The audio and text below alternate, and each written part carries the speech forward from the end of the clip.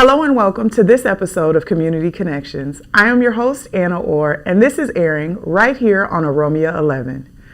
Today, we'll be talking about all things Black girl advocacy. Hopefully, you are going to find this episode very, very inspirational. Go and grab a scholar in your network and stay tuned.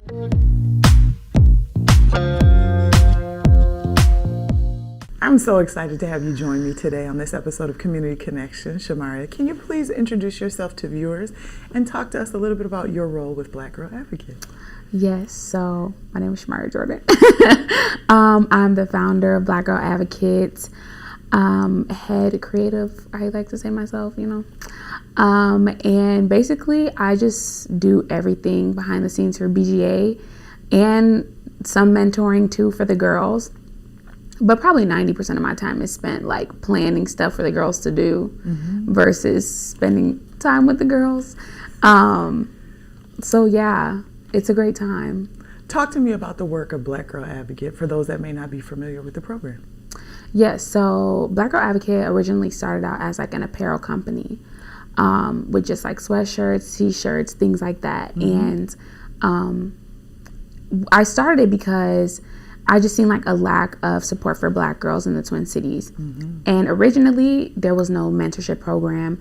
And so my like original heart for BGA was to sell these sweatshirts or t-shirts or whatever and use the proceeds to like fund different things in the community. So for example, our very first year that we were like inception, there was an organization called Render Free. And it was a co-working space for Black and brown women. Wow. Over South, and then they moved to Northeast. And our very first partnership was we bought like monthly memberships for Black women, brown women to be able to go there for free. And then it kind of like evolved into buying or like purchasing things for girls in the community that I was connected with, like needs, whether that be like clothing, housing, food. Maybe they needed like support with something at school, like my laptop broke, or like COVID was just here, so a lot of people had Chromebooks, but Chromebook's broken, I'm not getting it back for weeks, months. Right. So then it's like I'm in a position where I can have Chromebooks or laptops for them to like use while they wait for their whatever to get back. So it just like really turned into like meeting the needs of the girls. And then 2 years ago, I started the mentorship program where I was just feeling like girls needed like more intentional time to be able to like, one, become who they are, but also to experience things that maybe they wouldn't experience in their regular everyday life. And so that's where the BGA mentorship program came from. Just wanting to close the gap between where I heard girls wanting to be and where they currently are right now. Now, you all just celebrated a milestone. How long have you all been in creation? Yeah, so 3 years for Black Girl Advocate in general, but 2 years for the mentorship program. This is our like second year of the actual mentorship program. But been mentoring girls since before BGA, so just like officially. And so you talked about selling the apparel to kind of meet the needs of you being able to keep up with the things young women were requesting of you. But what gave you the idea that apparel would be the track to do just that? I have no idea. I think around the time when George Floyd happened, and then Breonna Taylor happened, there was just like a lot of different or mixed views around Breonna Taylor's situation, not her in general. And I don't know, I was just in my room and I was like, I should just make this. And I had it for a while because I'm like, we just need more people to advocate for Black girls and Black women. Like there should just be like more people standing in the gap for Black women and the things that are happening to Black women or around Black women. And so I had it in my room for like months, and I went to visit my friend in Nashville, and I just brought it because I just was gonna bring it. And so then when I wore it, there were like multiple people like, I want this shirt, I need this shirt. And I think that's when I realized like, oh, maybe there's more than just these people or more than just me that wants this. And so I put it out there, and like the very first day, all the shirts that I had were sold out. So it was like, wow. It sounded like it spread like wildfire. Yeah. Too fast. Way too fast for one person. So talk to me a little bit about what community looks like within Black Girl Advocate. You talked about the mentorship and doing apparel, but talk about what that experience is really like for mentees. Yes. So first, starting off with me, I have a mentor, and she's been my mentor since I was 18. I'm 25 now. And I value like older women, and I value Black women. Because I'm a Black woman, and eventually I'm gonna be an older Black woman. And so I just want to be able to be around other Black women that also, that just like live a life that I desire to live, right? That can give me insight to things that maybe I didn't know, or I didn't really grow up with a lot of positive Black females in my life. So being able to like have a relationship with positive Black females kind of changed my perspective. And so for me, that's providing that for the girls. So being able to give them access to positive Black female role models like myself, or even my mentors, because it's like we're all one big group at this point. And also like helping them create positive relationships with each other, with girls their age. This like stigma, like girls can't be friends, like we don't believe in that. That's true. So we try to help them create relationships with each other that are positive, create relationships with older women that are positive, so that they can have the confidence and the like due diligence to be able to like operate in spaces where they may feel uncomfortable, or they have like an outlet where they can come and be their full selves. Like they can come and say like, actually this really irritated me, or this really made me sad, or I got really mad, and we all can recognize their humanity. Like, you're not an angry Black girl or girl with an attitude. Like, you're upset because this person did this to you, and you should be upset, or you have the right to be upset about whatever. And so, yeah, we have high school girls, and then the high school girls go to college, or if they don't want to go to college, they don't not have to. But we have also like a college age group. And so in the college age group, I do a lot more things with them hands-on, helping them like with college stuff, because a lot of these girls are first generation college students. I was a first generation college student, and there's a lot of things that I wish I would have done in college, like study abroad. I wish I would have done that. And so for me, it's like I am doing my best to help them get experiences that I did not have. So we're talking about study abroad. Like, you need to do that. Your junior year, whatever it is. Like, you need to go somewhere and live somewhere else and experience a different culture. Or like even PSEO while they're still in high school. Talking about like finances, talking about like how much it actually costs to go to a college. Or in Minnesota, because there's like such it's a high population of non-Black people or African diaspora. HBCUs are pushed a lot on Black students, which is not a problem. Do your thing, live your best life. But for me, I desire for them to know all the options that they have in the spaces that they're going into. So yes, you want to go to HBCU because you want to be around your culture. You want to be around people who look like you, who grew up like you, things like that. But I also feel like it's important to recognize the things that people sacrifice to be in those spaces. So maybe that is, I'm graduating with $150,000 of student loans, but I was with my people and I love my people, you know what I'm saying? Versus like, maybe I could have went to a smaller school and graduated in a different position than my counterparts. So I'm not making these decisions for them, but I just want them to be aware, like, these are all the things that you could possibly do. And here's the pros and cons of each of these situations, and you make a decision. Because you have to deal with that, not me. That's not true. That's not my life. It's not my life whatsoever, and I would never tell you what to do. So you do what you want to do. I just want you to be aware, because I was not. I agree with you, and I think it's so important to have somebody that knows the ropes expose you to different things, whether that's culturally, whether that's internationally, having you go, like you said, go see the world, because everyone doesn't encounter women that look like you and I do the exact same way as we're received, or maybe received in America. And I think that's important, but it also does something to the core of who you are to see how you're received throughout the world. And that can start to maybe help you unlearn some of the traditional ways in which America gives us messaging, or we hear about women and their ability. Yeah. So I'm encouraged when I hear you say that at 25, how important that is for you to impart that level of wisdom and encouragement in young women that look like we do, for them to reach higher and farther than maybe beyond their communities. I think that's very important. Now, you talked about doing everything for the program as founder of Black Girl Advocate, but do you guys have volunteers, a staff? Is it really still just you? Or talk to me about what your team looks like. Well, yes and no, it's still just me. I think that I'm just getting into a space where I have like capacity for volunteers, for people to help. Not saying that we don't need help, but because I do everything and everything's in my brain, I'm like, I don't know what you can do, because when I do it, I do it. When I need it done, I do it.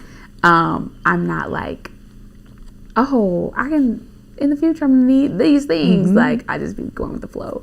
But right now, our team is growing, and we have people that's helping us with like with raising money, curating events,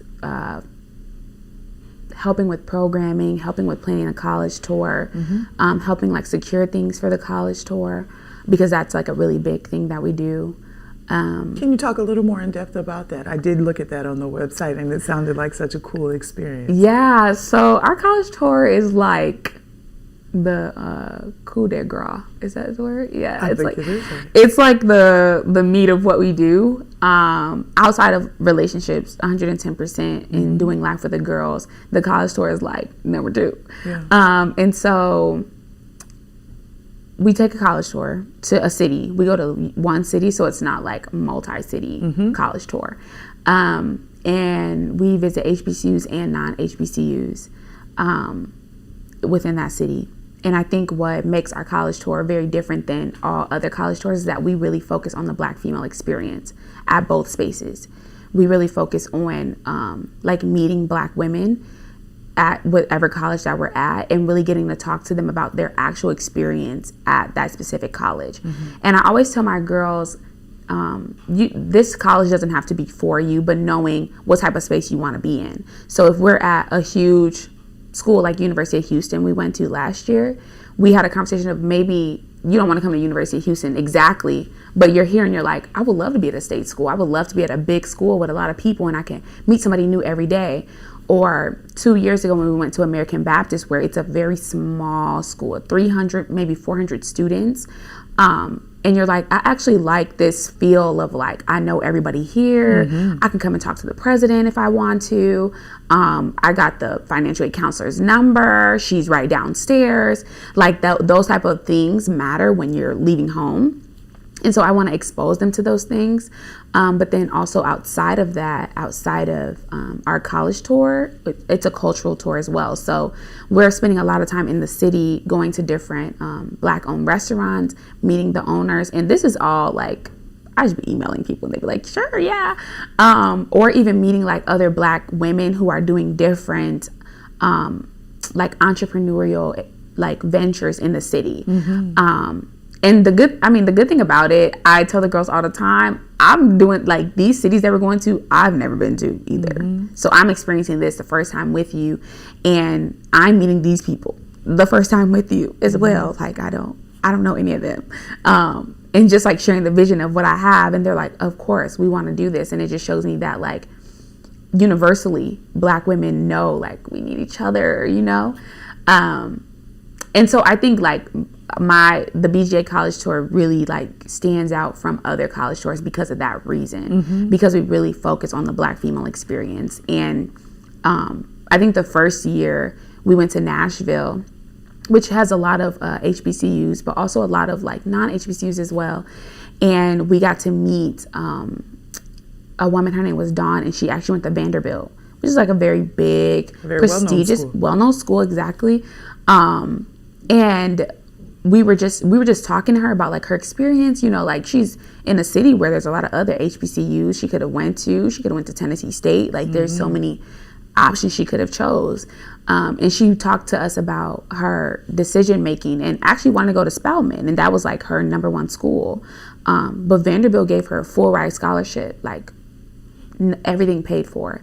And so she has to make the decision of like, do I want to be with my people, or do I want to graduate with no debt? And I mean, a degree that I could get anywhere. And that was something she really had to like wrestle with. And I was so happy she was sharing this with the girls, because I'm like, this is like decisions that you make at 18 years old, whether or not you're about to get into all this debt, or you're about to accept this scholarship from this school and go to somewhere that you may feel uncomfortable in your classes. So true. You may feel uncomfortable with your professors. And you may have to like do a little bit extra work to find community outside of the spaces that you would usually find community. And she expressed that as well, of like BSU really became her go-to people, and being in a city where there was a lot of HBCUs really made it a little bit better, because she could go to the other campuses, and I don't have classes with these people, but I could go there and still get my dose of my people. And so I don't think that we definitely did not get that from the regular college tour, because we also do like a regular tour of the school with an admission counselor and talk to those things. And of course they have to talk up the school because they're admissions counselors, like that's their job. But being able to talk to the Black women on campus is like, I absolutely hate it here, but I don't have nowhere else to go. Or I love it here and I'm glad that I made this choice, but it was hard for me to get to this conclusion. I think that's a situation that is never too early to learn how to navigate, to keep trying to decide where you want to plant yourself. Is this a community for me? Am I going to be supported here? If you're a person of faith, do I have a faith community here, a place of worship here?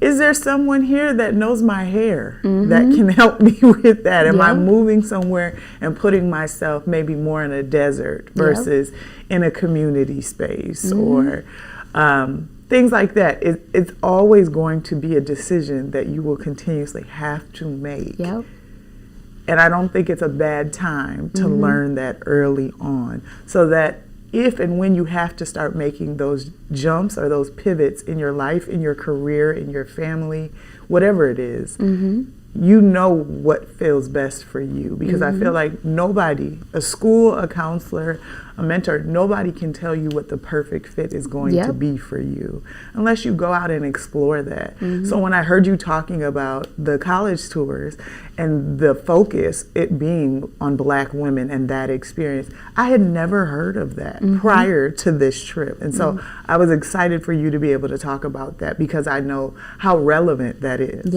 In our community, as well as amongst us women. Decide out in the world where you want to be and what feels like home to you. Now, we've talked a little bit about your staff, also you going out and networking, and the women being able to see you, the young women being able to see you network in real time, boots on the ground as you head to these different spaces. What does community support look like for you? Are you linking with schools? Have you linked with faith-based orgs or anything like that? Or are you still interested in kind of doing this as you see it in your mind? Yeah, so we have like different tiers.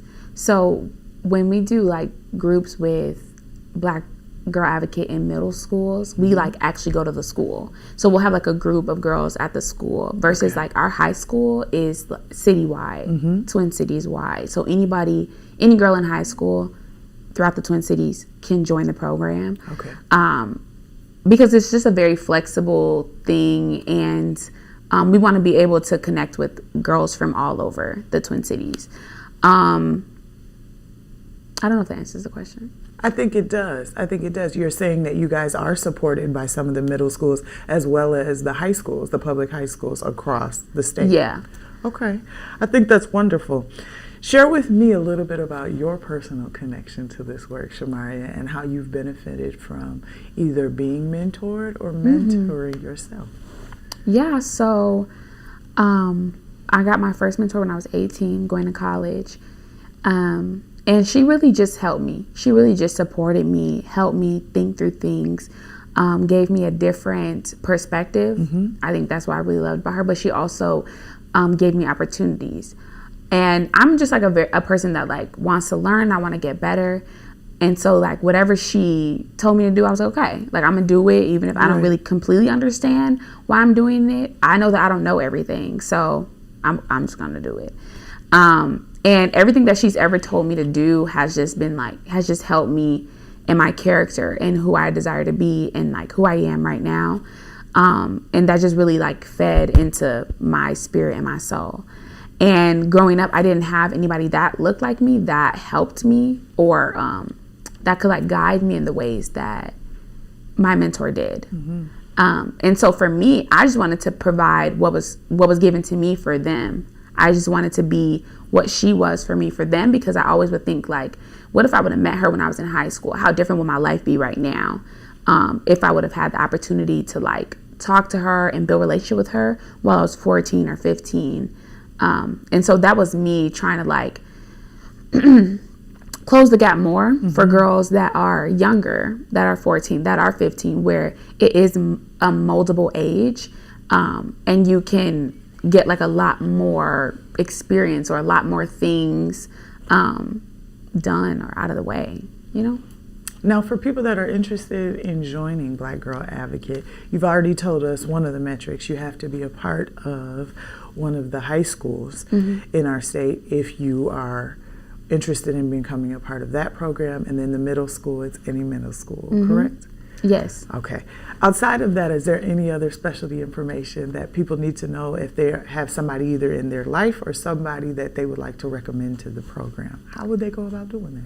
Yeah, so our high school program is an application-based program. So because we are like small, we only have like capacity for a few, like we don't have capacity for like 700 girls. God willing, someday. Anyway. Yeah, okay, not yet. Someday. So right now we have 14 girls in our high school group, and we usually open our applications every July. Okay. As the girls like cycle out to college.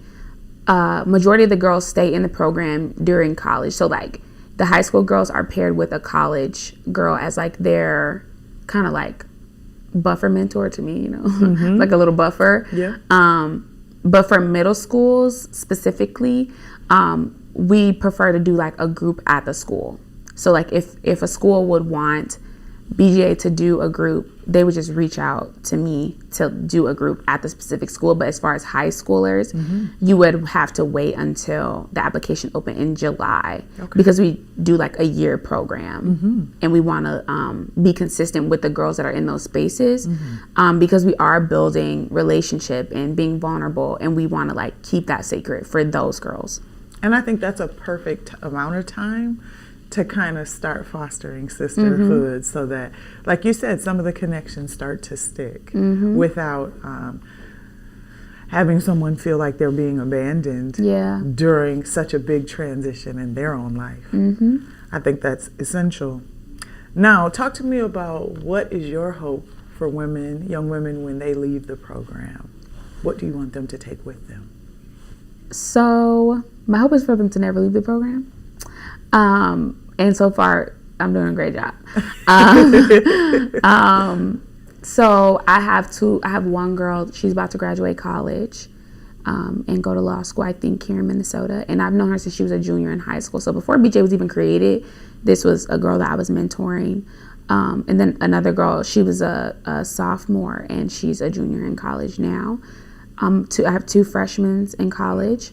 And then this year I have 6 seniors that are going to be going off to college, and all the girls like really see the value in the program. They see the value in being a part of the program, and so it has become like a cyclical thing where the girls graduate from high school. They have like a buffer year. Their first year of college is like a buffer year for them to just like get acclimated to college and all those things, and then their sophomore year they get a mentee that is in high school for BGA, and that goes all the way up to the girl who's a senior, and so for me it's just like a cycle of relationships. Even if BGA does not exist, they have this group of people that all have experienced kind of the same thing together, and they can build relationship off of that and still have those positive connections even outside of me. So that's my like goal, is that even outside of me, you can have relationships with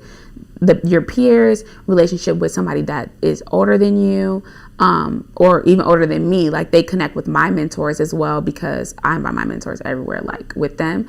And so then it's just like this generational thing of us building relationship with each other, that I feel like will exist even if BJ no longer exists. Talk to me about how we support Black Girl Advocate. I'm sure there's going to be someone watching this episode and say, I believe in that type of work. I don't have the capacity or time to come and mentor, or I don't have a young lady to send to participate, but I'd love to support this work so that I can continue to see the amazing ripples and waves that are going to keep taking off after, long after this episode airs. Yes. So anybody can give. You know, we always need donations. Please share with us the website so that people are able to do that. Yes, like the actual. Yes, please. Okay, so you can always give at blkgirladvocate.com/donate. And we take regular donations, or you can set up a like reoccurring giving every month to like support. And a lot of these donations for this like specific thing goes to a lot of the needs of the girls. So the books that we read together, the supplies that we use during the programs, you can give to that. But then we also have like a specific thing you can give towards the college tour. So the college tour, as I said, is a really big thing. And it also matters because we try our best to pay for the entire thing. The housing, the transportation, the food, because we never want money to be a barrier for a girl experiencing like a life-changing moment. Because I feel like for me, I didn't get to experience things because my mom was a single mom raising 4 kids, and she couldn't just like give out money. And so I try my best to make sure that I can close that gap so that they can experience things without their family feeling like, oh, we have to provide this, or our daughter's missing out because we don't have the money. Because it only takes one time to like change somebody's perspective, and now, I never even thought about going to college. I never even thought of it being a thing, and now I want to, you know. So you can give that way on the website as well. That is wonderful. Now, for those that are tech savvy and on social media, please provide us with all the social media handles to keep up with the amazing work that's going on at Black Girl Advocate. Yes, so everything is BLK Girl Advocate on all social medias. Wonderful. I appreciate you for joining me today. Yes. This has been a really amazing episode, and I'm excited for people to not only hear more about the program, but hear about the amazing vision that you have for young women, and hopefully get behind you. Thank you. And help so you much. further the amazing work that's going on right here in our very own backyard. Literally. Thank you. Absolutely. Now, lastly, I would love for you to just look in that camera and talk directly to a young lady that's interested in maybe mentorship, receiving it and or giving it, and wants to join the program, but may feel like, I don't know if this is the right move for me. Can you kind of give them some encouragement so that they will check out the website? Hey, girl. If you are desiring to experience life, or desiring to be in relationship with people maybe you haven't seen in your life, first, I would say position yourself. So BJ is a good place to position yourself to do that, because we provide the space for you. But maybe you're like, I don't want to, like, I'm introverted and I don't want to be around a lot of people or things like that. I will also encourage you to seek out somebody in your life, maybe at your school, maybe your coach, and like ask them to mentor you, because a lot of Black women do want to mentor younger Black girls, because we all have had a lot of similar experiences. So I would encourage you to do that. Or if not, you can reach out to me on our Instagram, DM me, or email me, and I can get you connected to somebody, or I can get you connected to our program. It'll be a great time. That is wonderful. Thank you so much. Thank I appreciate you. that. And hopefully that call to action will pull somebody in to say, I do think I want to join. Yes. And if nothing else, look at some of the cool pictures on the website, because Okay. it definitely is palpable, the love and the sisterhood that you guys are fostering over there in your Yeah. corner of the world at Black Girl Advocate. Thank you. Absolutely. Unfortunately, that is all the time that we have for this episode of Community Connections. A very special thank you to Shamaria Jordan and her amazing team at Black Girl Advocate for joining me today. I hope that something was said or done that you found educational or inspirational today. Be sure to stop by her website and check out not only the apparel, but also the application so that you can have a scholar in your network participate very soon. As always, I am your host, Anna Orr, and I look forward to connecting again with you soon.